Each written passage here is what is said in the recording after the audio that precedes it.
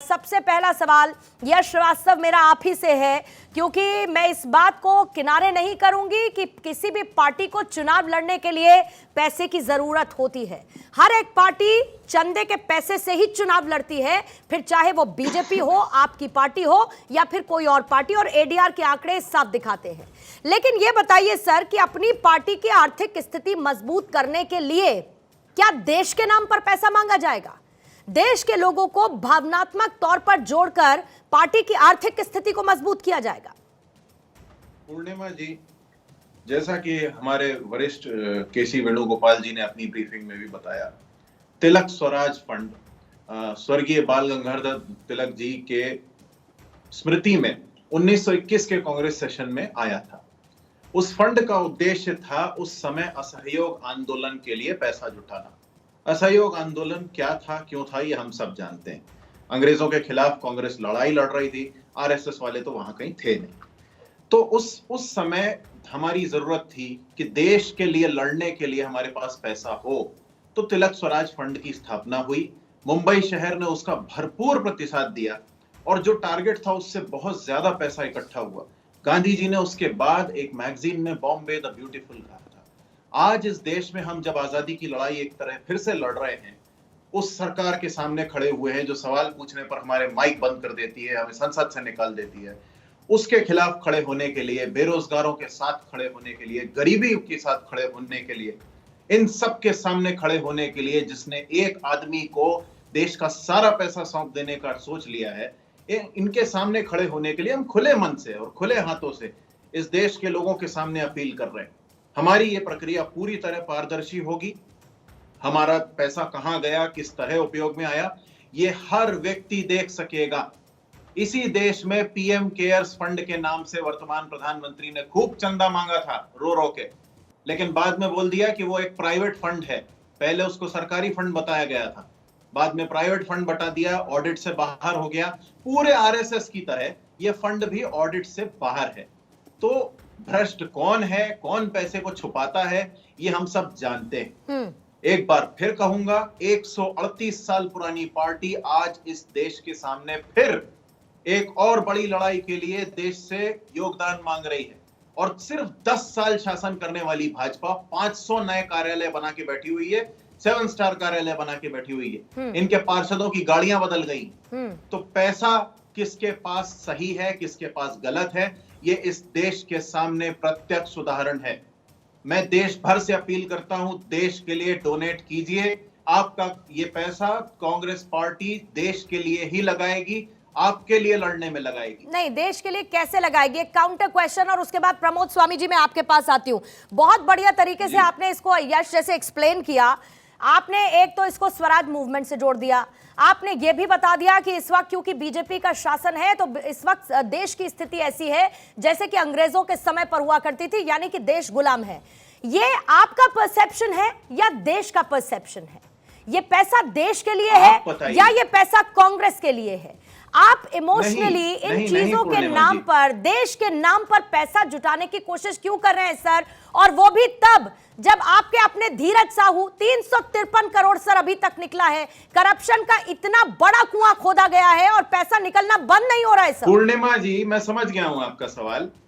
ये सवाल आपको हमारे प्रधानमंत्री से तब भी पूछना चाहिए था जब वो शहीदों के नाम पे वोट मांगने खड़े हुए थे, और तब भी पूछना चाहिए था जब वो पेटीएम के एडवर्टाइजमेंट में अपनी फोटो लगवा के पहुंच गए थे।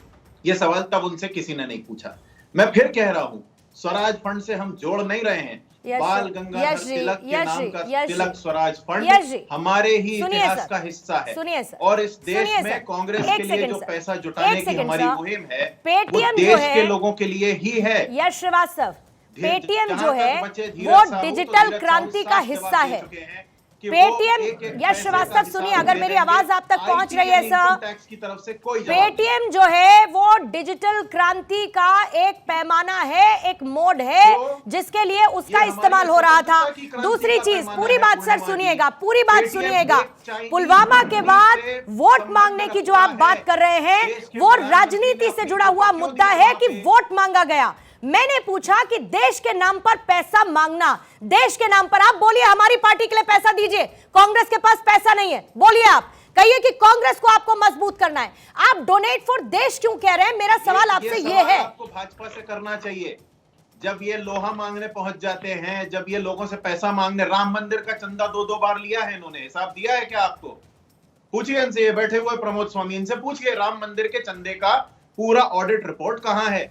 जो जमीन का घोटाला हुआ था, 5 करोड़ की जमीन तुरंत 15 करोड़ की हो गई थी, बाकी उसके मंदिरों में पैसे का यश हिसाब निवास कहां का है? कितना चंदा आता है ये आप जानते हैं? शिरडी से लेके तिरुपति बालाजी मंदिर तक कितना पैसा जाता है?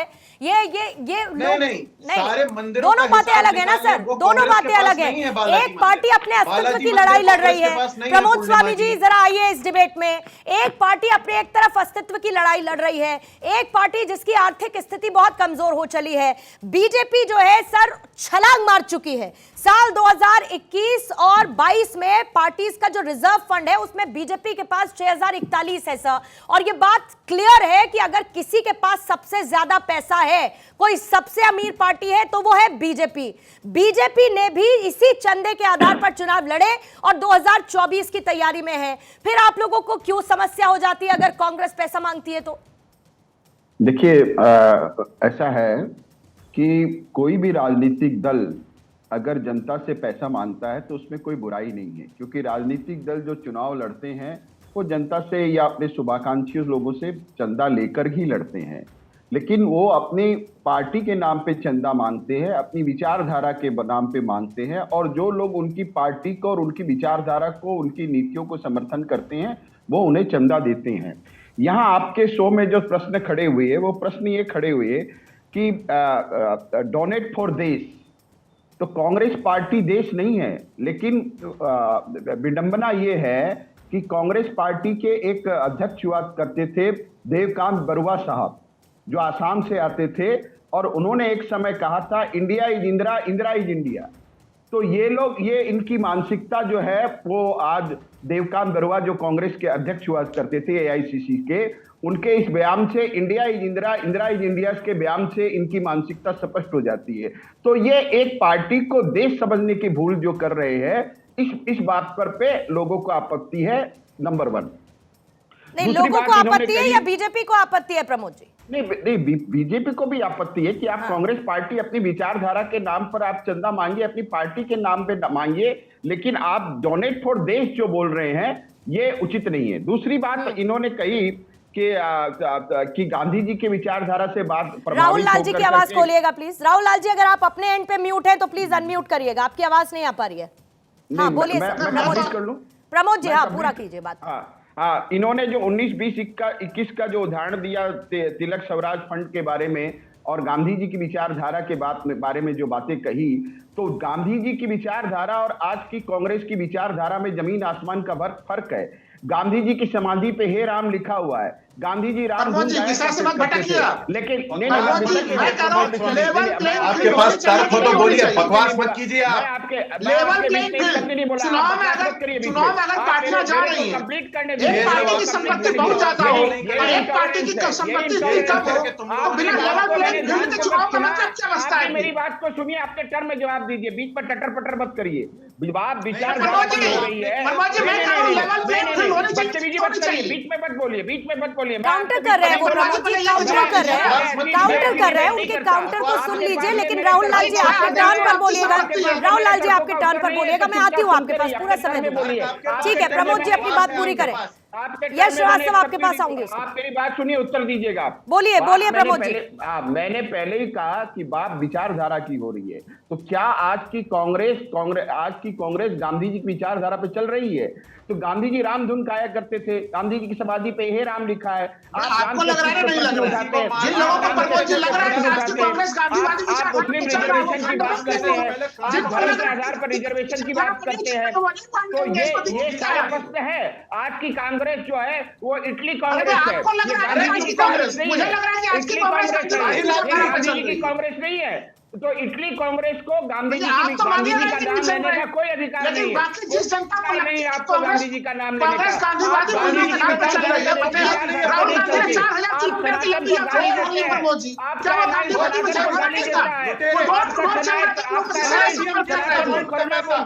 आपका सनातन को मच्छर बोलता है,